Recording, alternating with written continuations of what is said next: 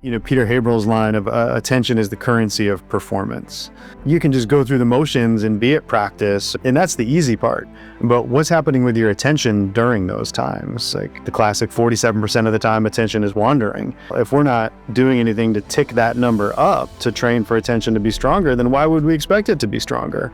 Any mindfulness practice is just like, what's going on in your body, which helps you to get in touch with your mood. But then the focus is like, what is getting in the way of focus? And that can be very important to create the ability to focus. If your attention isn't where you want it to be while you're doing high intensity physical activity, injury is more likely to happen.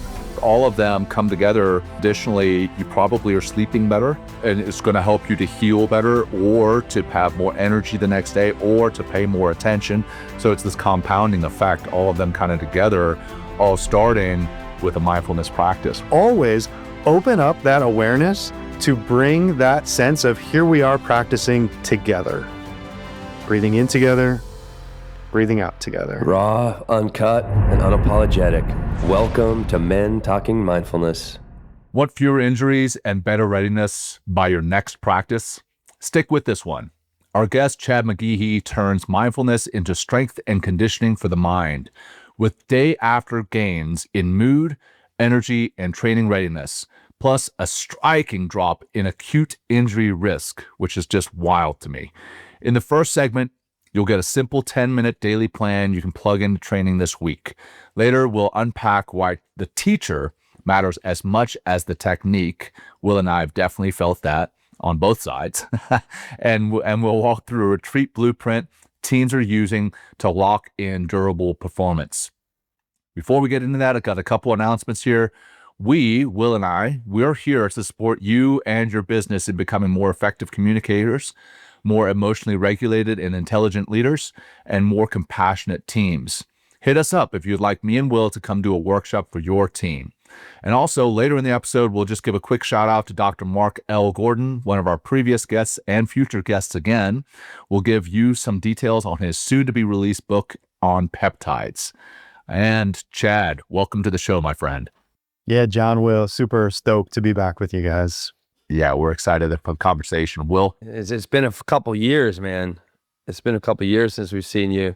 Yeah, it's good. I mean, especially to talk about the state of the union or state of, mindfulness in athletics, which has changed a lot since the last time we talked. So what we like to do is we're going to do this one breath grounding practice, just like we're stepping into the arena, stepping up to the plate. We're going to take that one breath just to ground us a little bit. So everybody exhale the breath all the way out. Really get grounded. Feel that exhale deep in your hips and take a big breath in. A little bit more. And exhale it all the way out. Melt with that exhale.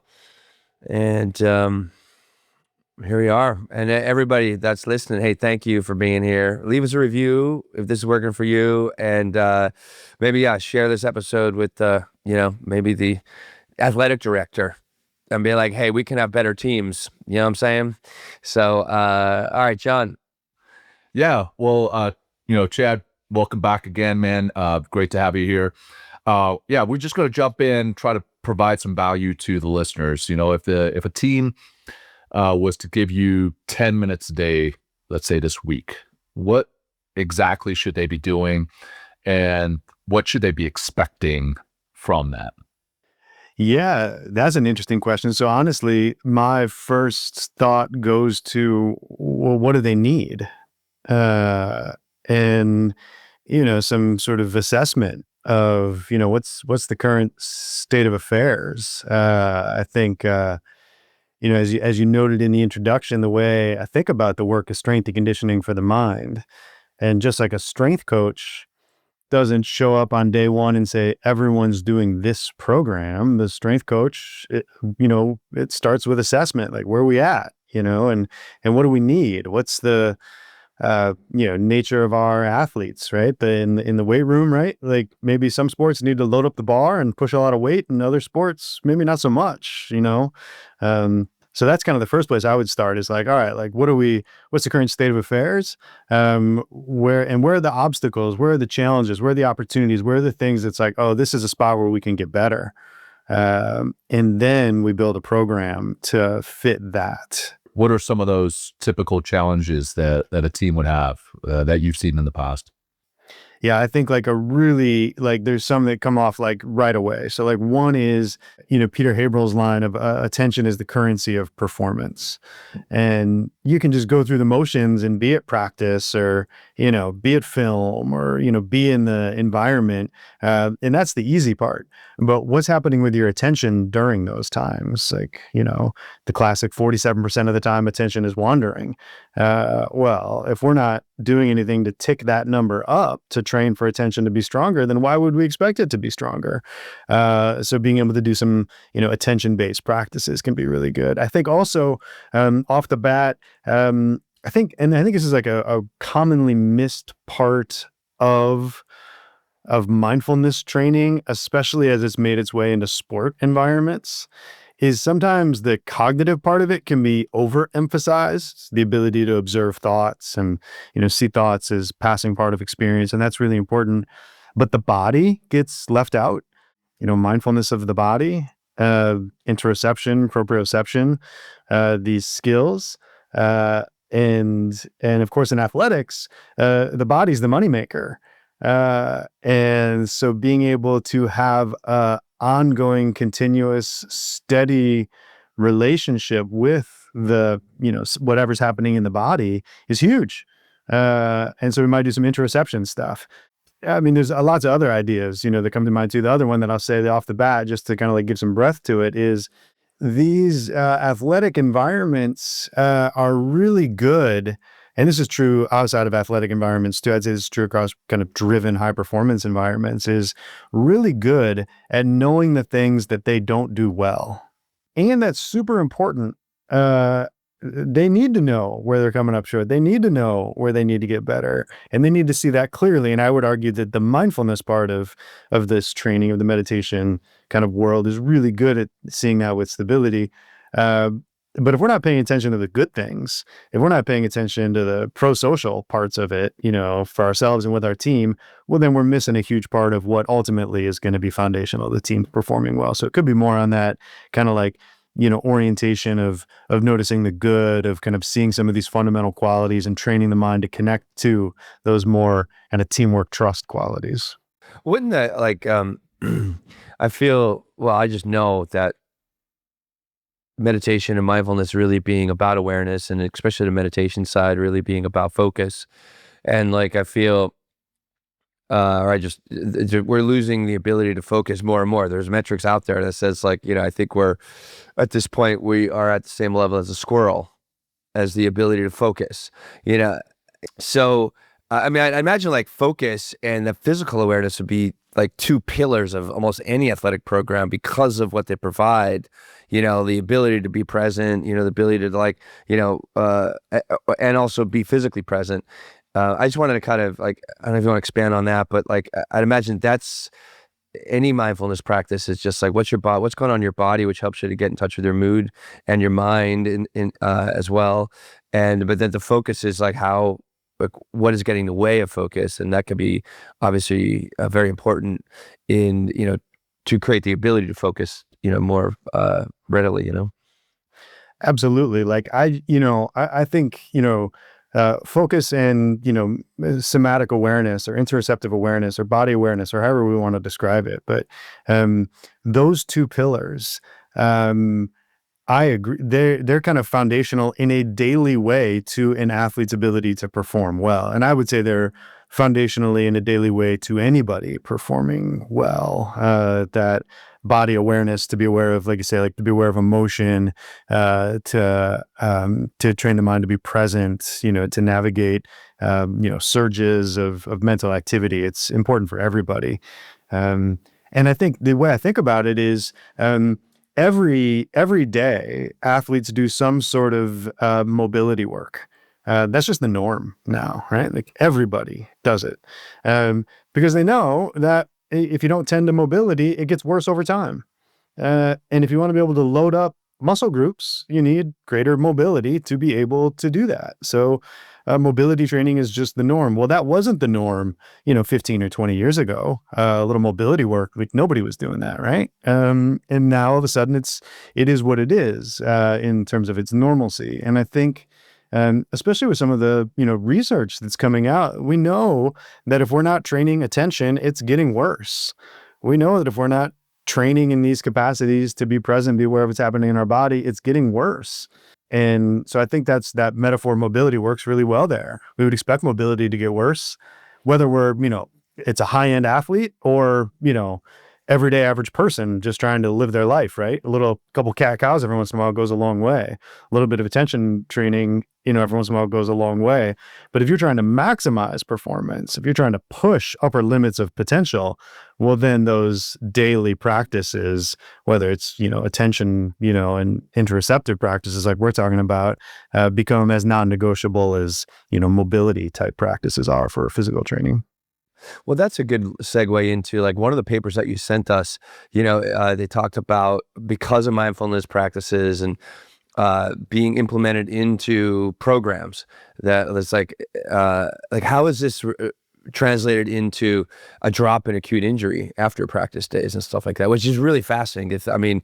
How do they tie in, and what are the results, I guess, and then how are they tying in, and how does it all work? So this paper is really cool. So basically what happened is this was data that a strength coach was collecting. So strength coach asks, like, this is really common for strength coaches. They ask questions of their athletes, right? Physically, how are you doing? And then they're able to use that information to inform their own programming as a strength coach, or, share with sport coaches, kind of modify practice plans, all that sort of stuff, right? Super normal. And so he's doing this, and this was a team. This was after we'd integrated the work. We were in year 2 of integrating the work into this team. So it was pretty normal part of their experience to be doing this training. It wasn't a... Well, just a little elaborate on the integration. Is that daily, or is that every practice I remember last time we talked, like every day you're doing something like a half hour you have with the team. Is that something that's changed over time? I'm just curious, and I'm sorry to cut you off, but we can go back to what we were just talking about, but I think it'd be interesting to hear, like, what is the length of time that it takes for a practice to or a team to really be exposed to these practices, like really make an impact? Yeah, so I'm going to answer that 2 ways. The first way is going to be totally unsatisfactory, but it's going to keep my scientific overlords happy. And then the second will be a little bit more accurate. Okay. So what's the sweet spot, right? Like how much practice to do, what type of practice, how long should that practice be? What's the Huberman style protocol that we can just implement in? We don't know. So from a scientific perspective, there's evidence out there that points to things that there seems to be benefit from doing it this much and in these sorts of ways. But I think, in terms of our conversation, but definitely in terms of folks listening, anytime someone shows up and is like, well, this is exactly what you should do and you're going to get these exact gains, that's, they're overselling. And so while at the same time, when scientists communicate, it can be 30 minutes of caveats before they get to anything useful. And we don't want that either, right? We need to be able to act on things. So there's my non-answer. And here's here's a halfway answer. And then we'll get into maybe something super concrete. The halfway answer is, when I say integration, I think at least for me, with this team that these data come from, this research study, but I think this happens in any context. There's some sort of introductory training, some sort of foundational training. And that's really heavily reliant on an external person to provide the content, provide the training, lead practices, give them resources for practices, all that sort of stuff. But then over time, it starts to make its way into the environment in more natural ways that are aside from kind of the external mental performance coach, or however the person is, who's providing the training. So in this environment, what that looked like was the strength coach starting to do things before practice, or in between sets in the weight room, or the head coach saying, they meet at the whiteboard, do kind of their initial kind of practice plan, and then say, all right, before we head out, everybody take 30 seconds. That's stuff we've been doing with Chad. Pick one that works for you. integrate it here, get yourself in the right headspace to be able to head out. Or sports med, being able to do it in the athletic training room, or reference it. So when I say integrated, part of it's that it's kind of integrated into, in sport, what we call the high performance team, like the team behind the team. There's the athletes that are out there doing it, but what's the understanding and awareness and readiness of those folks to be able to support it? So I think that's a critical stage of development of this work as it integrates. And then from the athlete side, like what are the athletes doing on a day-to-day sort of way? So the first answer for this particular research study, we don't know. We don't have those data. We just know, did they do a meditation practice or did they not do a meditation practice? Okay, right. But from my work with the team, we know sometimes it ranges from a minute of practice to 5-10 minutes of practice. Tends not to get over that 10-minute range very much for most folks. But then we can look to other research, like somebody we have in common is Amishi Jha. But like we can look at like Amishi's work in other populations where there is this sweet spot around the 12 minutes a day that says we start to see these changes. So I think also from my perspective, a periodically consistent practice is a reasonable goal. Yeah, that makes a lot of sense. I mean, a lot of sense. It's going to ebb and flow. Sure. Same like the gym. A cumulative effect, right? A cumulative effect, for sure. So Chad, you talked about the team behind the team, and you talked about these readiness markers, mood, energy, willingness to train, muscle readiness. What should the team behind the team be tracking? And then how would you suggest they do that? Or how do you do that? So with those measures, we're straight asking them about their mood, right? Like kind of on a Likert style scale, like how would you rate your mood today?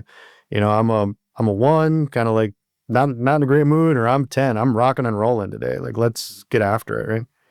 So it's self-report and on the readiness to train too. So, and something like a readiness to train, if you're a strength coach, we're looking for trends over time. So we can say like, all right, athlete, X typically is in like the 6 to 7 range when they, show up for our 6:30 a.m. lift.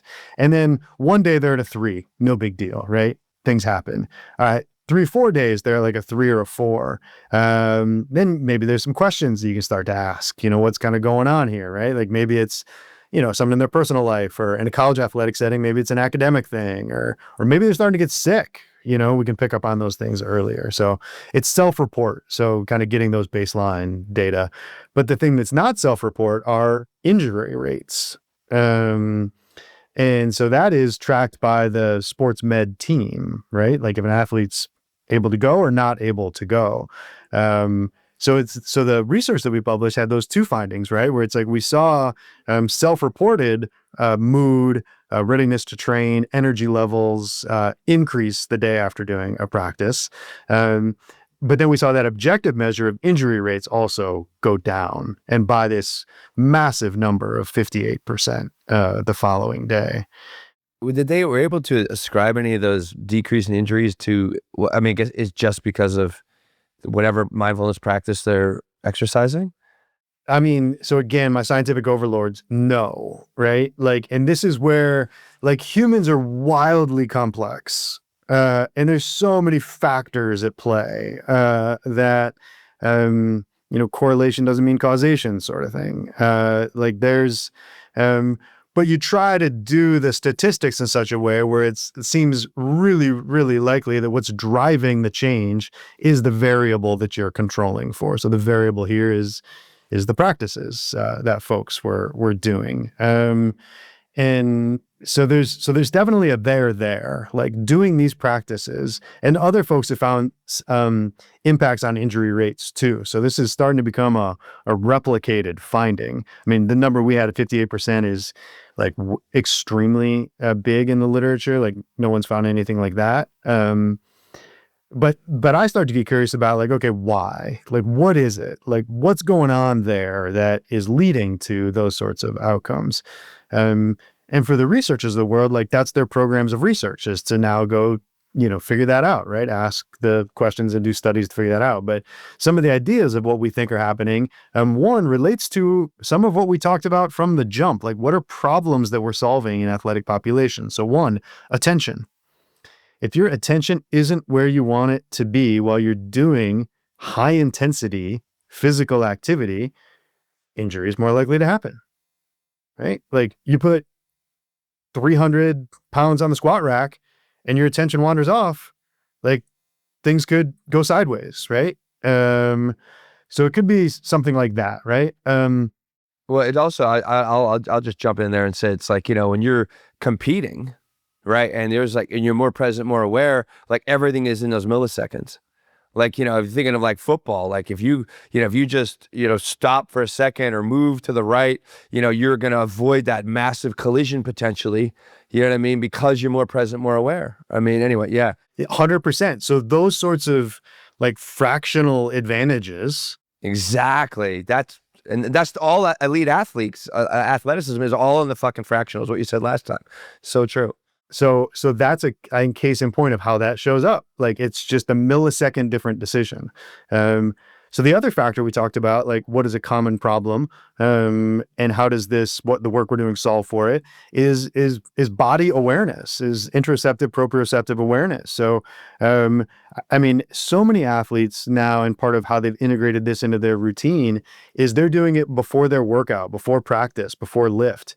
And imagine if you do that, some sort of, mind-body practice, and then you start to notice like, my hamstring's a little tight. I wasn't aware of that when I walked into the building because I was thinking about whatever, my family, or in college, right? I'm thinking about my NIL deal, or I'm, pro sport, thinking about who knows what, right? Like, we're humans, we got a lot going on. And then all of a sudden you take the time to just shift attention to what's actually happening in the physical experience of the body. And it's kind of like, oh, now that's just data. It's just information.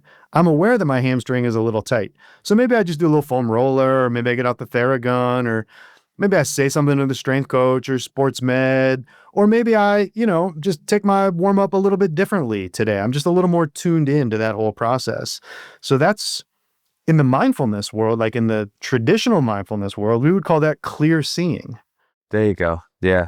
It's just getting an accurate picture of what's happening. In this case, an accurate picture of what's happening in the body. So I think that is also a huge support for it.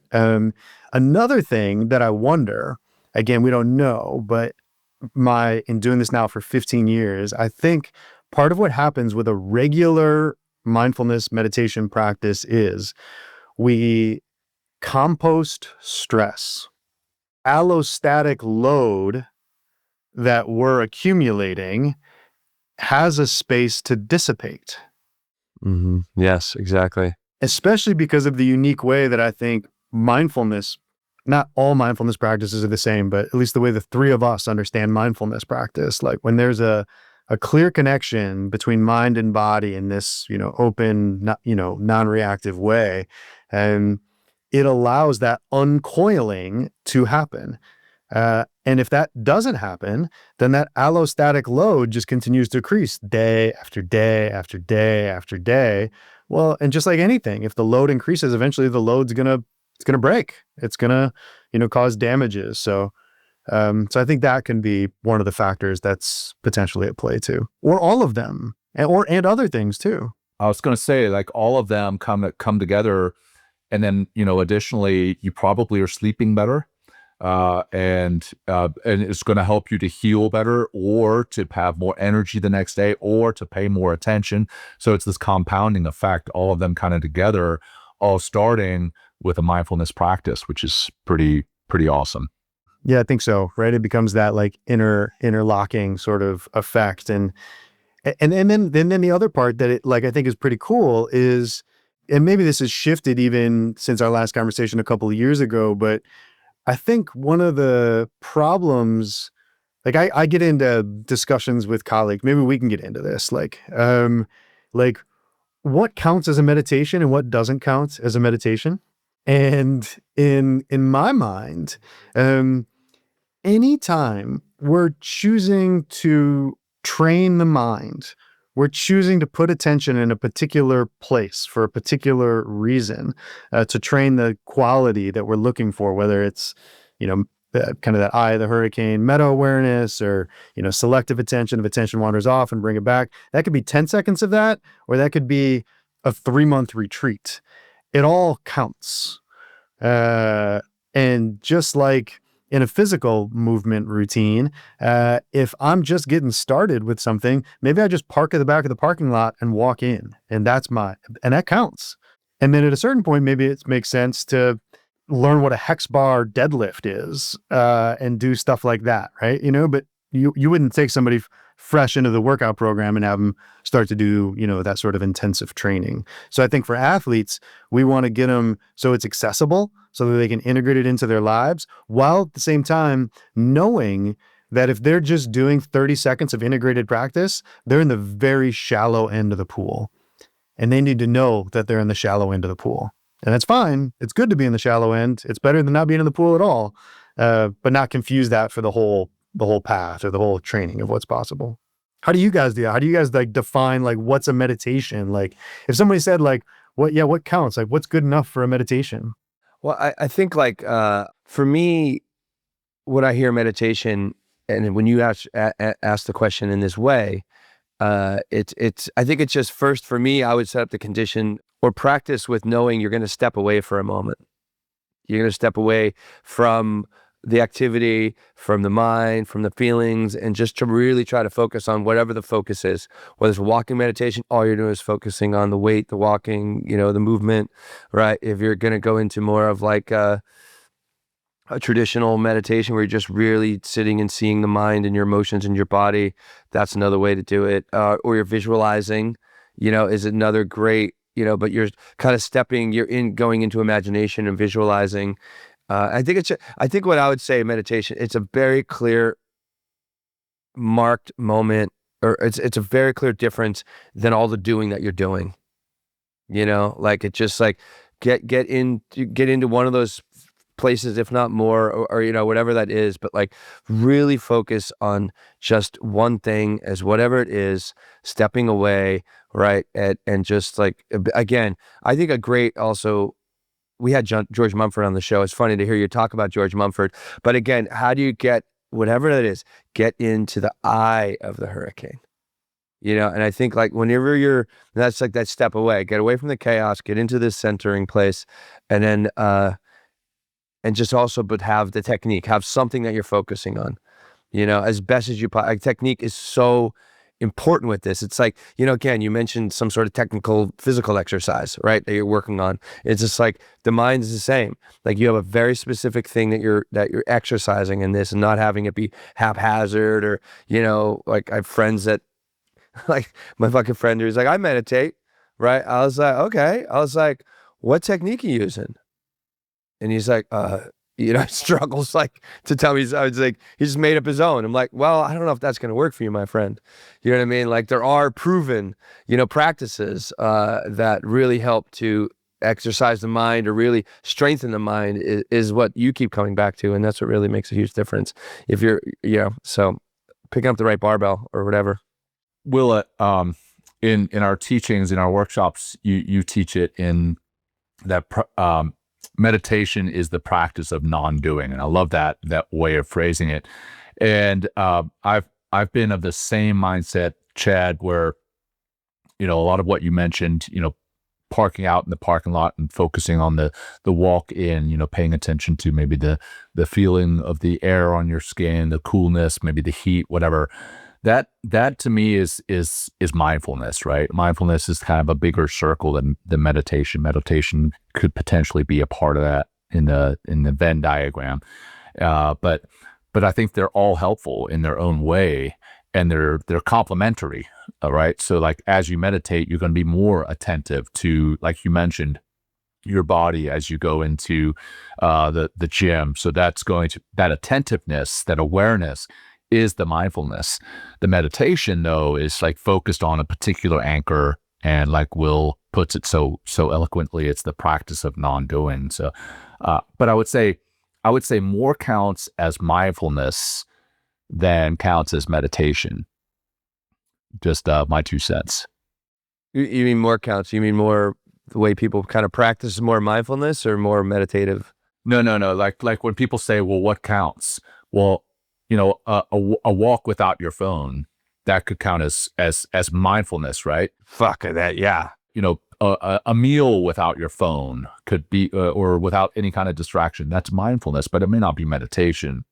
So I'd say more of these things that people may want to count as meditation, they count as mindfulness. And I'm not saying, hey, if you're not practicing meditation, but you're only practicing mindfulness, then you're not getting any of the benefits. There's benefits to the mindfulness piece, absolutely. But I think there's even more benefits of the two combined. And I wonder too, I love that. Like thinking about, from one of the worlds where I sit is in this, contemplative neuroscience world with, Mishi Jha and Richie Davidson and like these sorts of folks, right? And one of the amazing things about that kind of field of science is they have, monastics, they have contemplatives, monks, right? That they're having these dialogues with and discussions with. And one of the, I've learned so much there, but one of them is that I think relates to what we're talking about here is in the contemplative world, they talk about it in sort of like training the mind. And there's 3 things that we need to be tending to. Their language is view, meditation, and conduct. And I would in my mind, kind of like update the language in a performance setting to framework, training, and application. And so like the framework is the idea, right? Attention is a skill that can be trained. Attention is going to wander off. It's not a problem. You can bring it back. That's just understanding. That's some psychoeducation. And then the training is the meditation. It's I'm doing something explicit to train for this skill. And then the application of the conduct is then it shows up in my life. There's the attentiveness when I'm walking in to the store and I'm just aware of my body. What I think happens, especially in the sport world, is the sport world gets really good at the first part, like the psychoeducation part, and then gets really good at this is what it'll show, the athlete who's smooth in the midst of a high intensity situation and has that presence, they can describe that. But the training part, the actual meditation part just gets skipped over, or not tended to in a sufficient enough way. It'd be great if we could just say, be present, get a coffee mug that says be in the moment and it would work, but it's not how it works, right? Like it's training, just like an athlete would never expect to be able to jump higher if they weren't training their body to have the foundational skills to be able to jump higher. Well, for those athletes, right? I was this guy when the counselor told me, "Hey, I want you to try mindfulness and meditation." I did the old eye roll, right? And I'm sure you've seen that because a lot of athletic groups are, specifically among men, ultra masculine, right? And meditation and masculinity, they're not the same.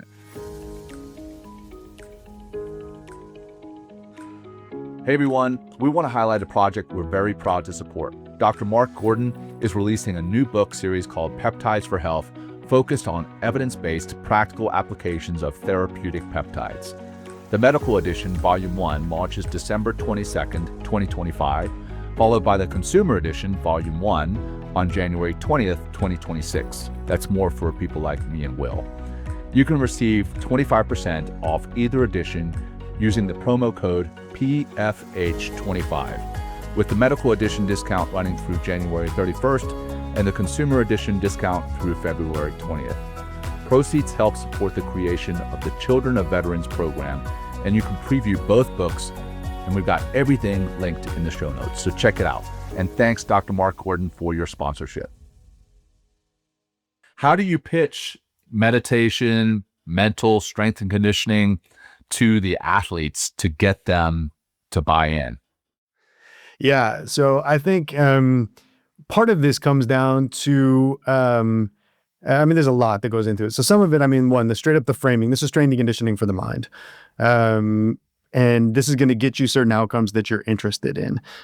What are you currently doing asking athletes, how important is your attention being able to stay locked in a high intensity moment? And everyone's like, it's crazy important. Great. And is that a separator between you and, whoever's on the, absolutely. It's a huge separator. Great. What are you doing every day to train to get better at that? Right. And that's an unacceptable answer for a high performer. Oh, this is a competitive advantage and I don't have a response for how I'm training it. All right. Now all of a sudden there's some openness. And then the other part is, we can get at it from a couple different ways. So one of the ways we can get at it is through science. For some people that matters. We can talk about some of the data or some of the research, or that kind of takes it out of the woo-woo mystical land and gets it into, right? It just, for some people that matters. It's important for them. And now we've been at it long enough where we can say, well, here's a lot of examples of people who are in these molds, just like you, and maybe were in your seat 3, 4, 5, 6 years ago, who are now doing it. And these are some of the ways that they've talked about it. So for example, we can look to guys who are now in the NFL, who had, started this when they were at Wisconsin and how they're using it. And that's where all these, current football players want to be, or volleyball. We've got a couple of Team USA players that this is what they did when they were here and this is what they're doing now. And this is something the three of us have in common. We work, across environments, different populations. So, being able to go and say, I was with a SWAT team earlier this week, and this is what we were doing with the SWAT team, and this is how they were using it. It allows folks to say your masculinity can still be here, however you identify that as, right? Like the hard charging, running toward difficulty sort of thing. Absolutely. And this is going to make you better at doing that. And it's also going to make you better in some of these other domains that are away from your professional pursuits. Is it less of a sell these days? I mean, because it's like, one thing, we talked, almost a few years ago now, and it would just be, it's always been slowly bringing its way into sports. And we talked about George Mumford earlier and the Chicago Bulls, like back in the 90s. And then, even Pete Carroll with the Seahawks and stuff like that. And then, now I'm seeing it actually, athletes speak of it directly when they're being interviewed about whether it's a visualization or, or just, they're actually commenting when they're actually in this, like whatever, LeBron will be sitting there, or some NFL quarterback, and he's just centering and grounding. The guy McCafferty, was that his name, or no, McCarthy, or was that the guy from Michigan? So is it less of a sell, or even are athletes, when they come to work to perform at the collegiate level, are they even asking, is there a mindfulness program built in? I mean, I don't know if you have the answer for that, but I would say yes, it is way less of a sell. I think for a couple reasons. One, I would say the generation of current college athletes have grown up in an environment where awareness of their inner life is so much more common than 15 or 20 or more years ago. What do you mean by inner life, Chad? I don't understand. I'm just kidding. Because a lot of guys like on our age, we're like, that sissy shit again, man. What are you talking about inner life? I'm sorry. Yeah. Sorry. Yeah. No, I mean, honestly, guys, like one of the things that I feel like is that can be radical when I go into certain environments is say, you have emotions, and you have emotions because you're a human being. This is just part of being a human. And it's just kind of, right. Yeah. There you go. And there's more, and besides just anger and frustration, kind of the acceptable masculine emotions, like you're going to have all of them, whether you're aware of it or whether you have skills to navigate it. That's the issue we're talking about with certain folks. So yes, I do think with younger student athletes, there is more of an awareness of what it is, but also there's a lot of misconceptions about what it is. Still, I think for some, it can still feel like, that's what I do, and it has nothing to do with my sport. It has nothing to do with my performance. That's just kind of like a well-being thing, which it can be, but they don't make the connection into sport environments or tactical. What are some of those other ones? If like maybe the top 3 misconceptions that you're always kind of speaking against? So that one for sure. I think another big misconception is that you use it when you're stressed. There you go. Right. You use it when you're anxious. It's a response to some sort of challenging current state. It's not viewed in the strength and conditioning of the mind orientation, where we want to develop these skills in advance so that when intensity arrives, no problem. We've got the skills to be able to navigate them. So that's another big misconception. And then I think probably the other one that comes to mind a lot has to do with the people think it's kind of a low arousal skill. It's a low intensity skill. When I do this, I feel calm. I feel relaxed. And I don't want to feel calm and relaxed when I'm so yesterday was a great example. So I was with Badger Volleyball, and we're in Texas. We're in Austin in the Elite Eight. And playing Texas, they hosted the regional final. So it's, 6,000 insane fans going nuts. Texas is the number 1 seed. We're the number 3 seed. Chance to go to the Final Four on the line. And this team the Badger Volleyball team played with so much poise, steadiness, evenness, in unbelievable amounts of intensity, like physiological intensity, mental intensity, environmental intensity. But I love George's metaphor of eye of the hurricane and use it. And I think it's great. We want that eye of the hurricane to be able to show up in those intense situations. And so from a skill orientation, when we're doing our periodically consistent meditation practice and we're developing these skills of what in the deep end of the pool we might call equanimity, we're developing those skills, how to experience that. And then we need quick integrated ways to be able to bring it into these competitive environments so that ultimately it just becomes part of the experience. It's, we're training a state to a trait. And then that trait shows up in the same way that a volleyball passer isn't thinking about what their arm placement needs to be when the ball's coming 60 miles an hour through the block. They've trained, they just do it. In the same way, we need to train so that these qualities show up in high intensity environments, and people can misunderstand that that's not the case, that it's just a kind of a chill out, low intensity sort of thing. Yeah, I would even like the language there, because you used poise last time, which I really enjoy that word, but also how about primed? You're primed for high, performance in some ways. So it's interesting how language is so incredibly important around this, the way that you're packaging, speaking, teaching to it, because it either pushes you away or invites you in. And that's one thing that I've continually, as a teacher, it's just how do you position this and speak to this a way that you keep the inspiration flowing, so important. I think one of the other things too that I'd be remiss if I didn't say in this part of the conversation and also point people to some other resources is we wrote another paper that was it's called an umbrella review of mindfulness and sport and exercise performance psychology. So it just kind of looks at a bunch of meta analyses. So it's kind of state of the state, right? What do we know about this stuff in sport? And there's all sorts of interesting, research tidbits in there on, different parts of the training and practice. But one of the things that we make comment on in this paper is currently in sport and exercise performance psychology, the training of the person leading the practices, training others, it isn't given a whole lot of attention. It's, a 2-hour lecture during grad school, and this is what mindfulness is. I'll go do it. And that's a problem from my perspective. And this is something we know from, other mindfulness-based training programs, like mindfulness-based stress reduction or mindfulness-based cognitive therapy, kind of these gold standard, at least from a Western research sort of perspective, paradigms is to get certified in those. The teacher has to do, multiple years of personal practice and a couple silent retreats. It's just part of the requirement. We definitely know it from historical contemplative practice that the teacher's personal practice is central to their, kind of growth.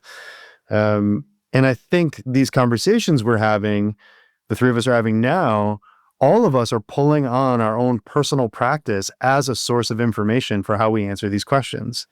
We're not just having like an intellectual debate around the ideas of it. The ideas matter, and we're communicating in ideas and words, but all three of us are like checking in with our felt sense, lived experience of it in this moment and from our years of practice. And I think that's an area where sport has a lot of room to grow in terms of how it brings mindfulness in, is making sure that those that are leading it are investigating it in their own personal practice, over years and in structured ways. To your friend, Will, like, I meditate. Well, what do you do? Well, like, to me, if you're teaching somebody else, that's an unacceptable answer for me. Like, we need to set the bar higher. And so, and it could be something as simple as, I'm doing focused attention practice. I'm doing open monitoring practice. I'm doing, there's all sorts of options. Well, you mentioned that, sorry, I just want to talk, you mentioned that Paseki, the umbrella, that's the name of it, I believe. And one thing that they really mentioned there, and we're talking about the individual level right now, and how are you practicing? But then from from the administrative or the people that are actually hiring somebody to putting money behind, they want like kind of numbers that kick back, so a lot of this, what you're mentioning is like how you're feeling, this and that, like, which is very important. Like, is there, how are you finding ways to like kind of measure so you can actually, give back numbers, like, and have some sort of KPI, if you will? Yeah, to be honest, this is a tricky area. And this is where I'm jealous of our friends who do the physical strength and conditioning, because their KPIs are so clear, right? Like, run the 40. You know what I mean? What's your 40 or what's your bench or whatever it is, right? Easy. Yeah, your force plate numbers were this, and now they're this. Yeah, exactly. Right. Whereas in this work, it's just trickier. So, like, we can look to, like, one way is we look at, like, when we do it inside of research, then we can have all these like fine-tuned instruments that we can pick up on changes, like all the way to like neuroimaging sort of stuff. But of course, we're not doing that, on the day-to-day with people. Like, that's inside of a tightly controlled research context. And so part of it is like from a KPI sort of perspective. And I do try to do this as much as possible, right? Like, you land around certain skills, ask them how they're currently doing on the skills, pre-post style, and then how are they doing at the end. One of the challenges with that is we're asking somebody, and this is true even in like the validated instruments around mindfulness, is if you take somebody at 0.0 and you ask them how much their attention is wandering, you're assuming that they're aware of how much their attention is wandering, which they're by definition are not going to be giving you a very good answer to. And then you train them up, and then after 8 weeks, they may report that their attention's wandering more after doing the training. Well, it's not because their attention's wandering more. It's exactly. They're now aware. So those data start to get tricky. So I think from like a KPI perspective, one of we need to look to more qualitative sort of KPIs. Like, what are the self-reports that folks are noticing? What are coaches noticing? If we do have any quantitative stuff, are we seeing any shifts in some of those quantitative things, and start to paint a picture of how those come together? Becomes really important, because it's, we don't just have the, simple measures of this skill is getting better over time, that we can ask in a self-report sort of way. It's just a shortcoming of where we're at with the work right now. I don't know. How do you guys handle that? Like, how do you? We've worked with companies in the past, and, it's really these kind of subjective questions. It's like, measuring their stress level as a company and as also individuals going in. And then like after a few months, like measuring again, kind of on the same question, same scale. We've, from health outcomes, like with corporations, it's just like, how many pounds have been lost, because we'll even talk about nutrition, how many more hours are you sleeping, and so that's been helpful as well. I mean, again, these are solid numbers. And they're not, some of them are a bit subjective, but some of them are hard. You know, when you're losing, someone lost 10 pounds, you know what I mean? That's 10 pounds, you know what I mean? And so, yeah, I was thinking when you were talking about that, if there's like some sort of like, attention assessment that we can make, just create. It's like you start with, the original assessment of like, however you do that, whatever that test is going to be, like almost an active live test. Instead of asking a question, it's like you're actually following someone's attention, or when they fall out of attention might be interesting, and then hit them up 8 weeks later, Yeah, it's an interesting thing to think of with like, because some of the more, I mean, so we're creating something new potentially here. Like in the research, they do things like, and we want to move away from like self-report stuff. We want to get into behavioral changes, right? Like that's where it's a lot more. The hard data is going to be there, and so there's tests like sustained attention tests that people do on computers, where it's it measures how long someone is able to sustain their attention, and so it makes me wonder, like, well, what would a more commercially available version of that look like, where somebody could do it on their phone and just see, oh, I could do this now, and then 8 weeks later, 16 months later, 5 years later, things are different as a result. Yeah, that would be really cool. I want to jump into a couple last minute things and then probably need to wrap it up. But so we talked about mindfulness for the individuals.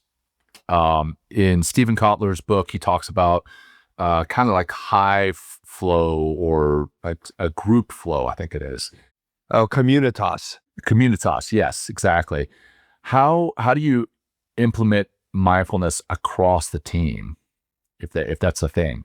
Yeah. Oh, it is 100% a thing. And it's something that I take really seriously, and I think is really, really important. And I mean, again, like, I think it's important that we root these things. This isn't like Chad sits around and thinks of this stuff, right? Like, yeah, Chad does sit around and think of some things, but it's rooted in thousands of years of humans investigating their minds in these ways. And one of the things for thousands of years has been the role of community in practice, that it is not an isolated pursuit. And as one of the things that's happened, right, is mindfulness has made its way into the West, where we value individualism to the nth degree, is this practice has a certain suitability toward that individualism. I can just do my 10-minute meditation practice in the morning, just like I get up and do my hot tub, cold tub routine, and I do my 15 different protocols that I have to maximize myself. This can just be another one of those things. And I'm not saying there's not benefit to that, but it's missing a part of the equation, which is the group piece of what's happening. And so the way I show up in environments, I view myself very much as a coach. And a coach starts with team practice. Well, we're all going to do these certain things, right? And then we'll break down, and maybe certain athletes need specific things to help them get better. But if I'm teaching the O-line, if I'm an O-line coach, well, the whole O-line needs to learn the way that we're all going to do our first couple of steps. That's just the way we move as an O-line. And then we start to break it down to those individuals. So from a contemplative practice, from a mindfulness perspective, I think there's a certain magic that happens when we practice with each other. One of the things that happens is, that's not magic, is we realize we're not alone. We're not the only one who. And that's a massive gift. And when that happens in a team context where, we're already identified as a group that's trying to accomplish something together. And then now we've got this extra level of kind of, I would like call it almost like a very like light vulnerability. Or it's just kind of like, oh, my mind's wandering all the time. Or I also get anxious before a big competition. Well, welcome to being a human. This happens to everybody. And then, so it starts to open that up. And then we can also, for example, I'll be with Badger Volleyball this week in Kansas City for the Final Four. Oh, so they made it. They beat Texas. They made it. Sorry, I didn't finish the story. No, I thought like, oh, he didn't say it, so it's probably they lost. So then it doesn't sound like it's like, yeah, it doesn't sound like it's a good outcome. What we're advocating. Okay. It was a great outcome. We won in 4 sets. Hell yeah. Congrats, man. Yeah, they were 4 out of 5, I guess, right? The Texas gym was silent. One of the sweetest sounds in sport is the opponent's gym being silent. Yeah, dude. Wow. Congrats. It's huge. Yeah. So I'll, fly to Kansas City tomorrow with the team, and, we'll be kind of getting ready for the games, and we'll do a couple of team meditations as we kind of roll into ultimately the national semifinal Thursday, 9 p.m. ESPN. They get my shameless plug in. Everybody, tune in. It'll be a great game. Fucking plug away, man. Yeah. And anyways, and one of the things I always call attention to is, we start and we're kind of, bringing attention to, narrowing it in some way, to kind of concentrate the mind, stabilize the mind, depending on the practice. If it's the end of the day, we're really bringing it down, or, depends on what we're trying to do. But always open up that awareness to bring that sense of here we are practicing together, breathing in together, breathing out together. That like awareness starts to include that. And there's that sense of connectedness that can very much be there. And then we can get a lot more explicit with that connectedness too, with interpersonal types of practices. And but always that sense of community, I think, needs to be tended to in literal forms. We need to practice with each other. And in our practice, we can bring to mind kind of the community within which we're practicing. And when that's happening on a team, then there's a kind of a level of interconnectedness that we become aware of, that's there. We're just becoming aware of it, and thus it's a little more stable and strong. Awesome. Yeah, I have actually one more I think would be interesting to talk about, and this comes from that Pasecki report you talked about. Most programs are too short. Real change probably needs seasons and systems. So they even say here, many interventions are only like 6 to 12 weeks, often with no long-term follow-ups, while emerging work suggests that sustained integration at the individual, team, and organizational levels lead to more durability and benefits. So somebody that's listening to this, or they're like, they have a try and implement a mindfulness program into whatever program they're a part of, where would you say is how do you do this properly and not just give this little like flash in the pan? You can definitely get some benefit from a 12-week program, but if you don't keep, that exercise going, those techniques going, it just starts to fade over time. So I think a huge part of this goes to what we were talking about earlier, and is the personal practice of the person teaching the intervention. Yeah. Intervention, by definition, has a certain length to it. This intervention is an mindfulness-based stress reduction, right? It's 8 weeks, 45 minutes practice, right? 2 hours. It's a manual. It's a protocol. That's an intervention. What we're talking about is training. Exactly. Yes. Nobody expects, from a physical training perspective, I want to increase my VO2 max. So I'm going to do an 8-week intervention and I'm good. Like, that's it, right? Like, it'll probably help for a little bit, but then in 16 weeks, 32 weeks, VO2 max probably isn't going to be sustained unless we continue to engage in the training. So if the person providing the training views it as an intervention, as I'm just going to do this one thing and expect the benefits to be there, then that's a misconception. This is something I can mention too. We alluded to it earlier. Amishi Jha, who's, you guys have had conversations with as well. We're writing a paper now, should be submitted hopefully here pretty soon, where kind of one of the main things we're pointing to is the way mindfulness is shown up in kind of traditional sports psychology is a misunderstanding of how it could show up, including the foundational and ongoing nature of it, which requires ongoing training of it. So it currently shows up a lot of time as a strategy amongst many strategies. I could do mindfulness, I could do visualization, I could do goal setting, I could do self-talk. It's just kind of like one of many options of things that you could do. Whereas what we're saying in this paper, and I know this is, from our conversations, how the three of us, align around it, is that these skills are foundational to anything that the mind does. Exactly. Right. Right. And so in that way, things like having my attention be where I want it to be, having that meta awareness, eye of the hurricane quality, not believing every thought that comes through my head, that's useful in every single activity of my life. And thus I should train it so that it's more stable throughout all these activities in my life.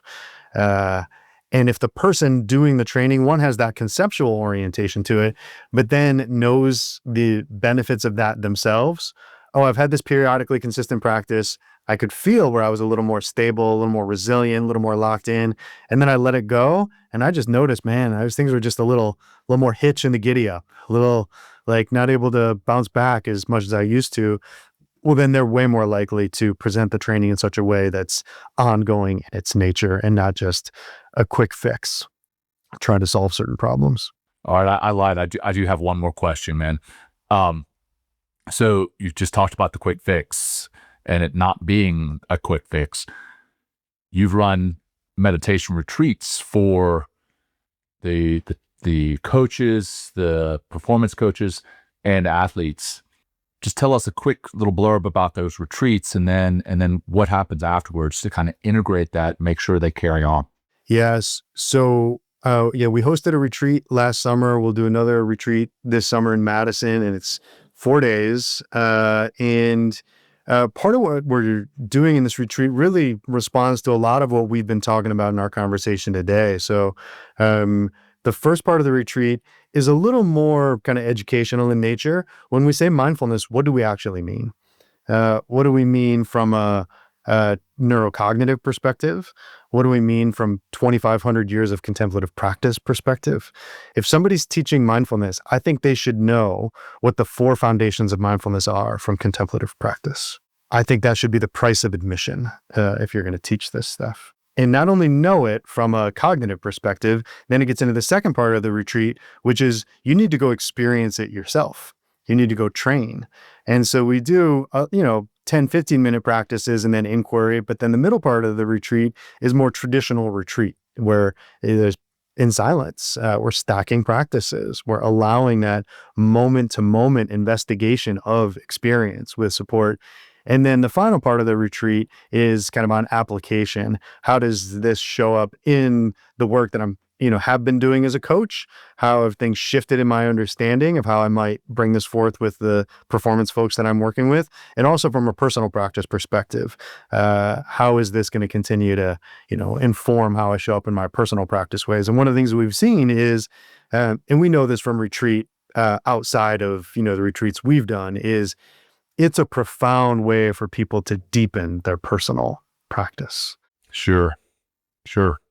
You're different as a result. The momentum of our day-to-day is allowed to calm down, and then we can see more clearly these qualities of mind and heart that were there all the while, but they're just hard to wrap our heads around in the busyness of things. Well, now we've seen them, we've tasted them, we know how to work with them, so that as intensity picks back up, we have that clarity on those skills and qualities that we can continue to train. And then doing that, one of the things that I love, and this is like the joy of knowing you guys and the work that you're doing, is doing this work with driven, high-performing, like, let's get up and go, right? Like we're doing this, like, we're in the meditation hall at 6:30 a.m. And some of the guys are wearing Squat-tober shirts. Like, and that just makes me so happy, right? Like these are the people, right? Like, let's get, like people, we give, breaks to do different things. And some people are doing sprint workouts, during the time. And so it's saying, yes, your high performance culture is valued, it's welcome here. And we can explore some of these qualities that a meditation retreat is uniquely situated to be able to do together. These are not somehow separate from each other. Like we can bring both of these together. Yeah, thank you, Chad. This has been really wonderful. And it's nice to hear, we should have you come back in a few more years to see where things are with this. Cause it's just, it's like, obviously the three of us are in this conversation, so we're always like connecting other people that are in the same conversation. So I'm continually getting, from Dr. Seth, John, he's always sending videos out about like the latest like news blurb of some athlete talking about, meditating on the field, or like that JJ McCarthy years ago sitting at the goalpost getting ready for the game, sitting and meditating. And it's just like, it's so like this, we said it last time, this is the future of athletics. And one thing that is lacking and are great teachers. Like you have to have your own practice, and really in order to speak very clearly about and teach the practice itself. So hopefully there's a more people in that leadership role, in the coaching role, starting to do more of that for themselves, so they can actually bring these practices deep into the culture and into whether it's a work culture and also into the athletic culture as well, into performance space. Yeah, absolutely. It's good for all parties involved, right? It's good for like the coach themselves, the trainer themselves, and then the impact of what they're doing is going to have so much more depth and authenticity. And the world could use a lot more depth and authenticity. I was going to say, exactly. It's a great way to put it. John, anything? No, man, I don't know. That's the mic drop right there. I don't know if we can end it with anything better. Yeah, I know. Totally. Let's not fuck it up. Chad, this has been a real joy. Thank you, and congratulations on all the work. Hopefully, this will come out after the Final Four, so maybe Wisconsin go Badgers all the way to the championship. Yeah, good luck. Good luck to you and the team.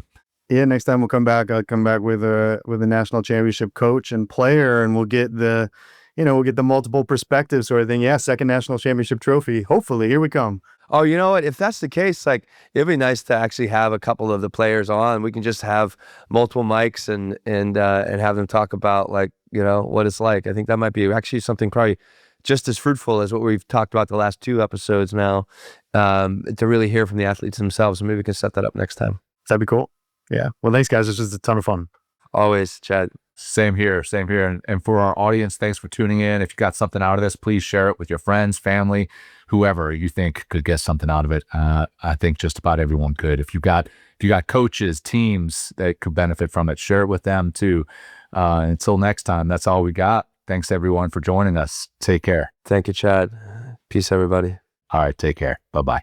Thank you for joining us today. We hope you walk away with some new tools and insights to guide you on your life journey. New episodes are being published every week, so please join us again for some meaningful discussion. For more information, please check out mentalkingmindfulness.com.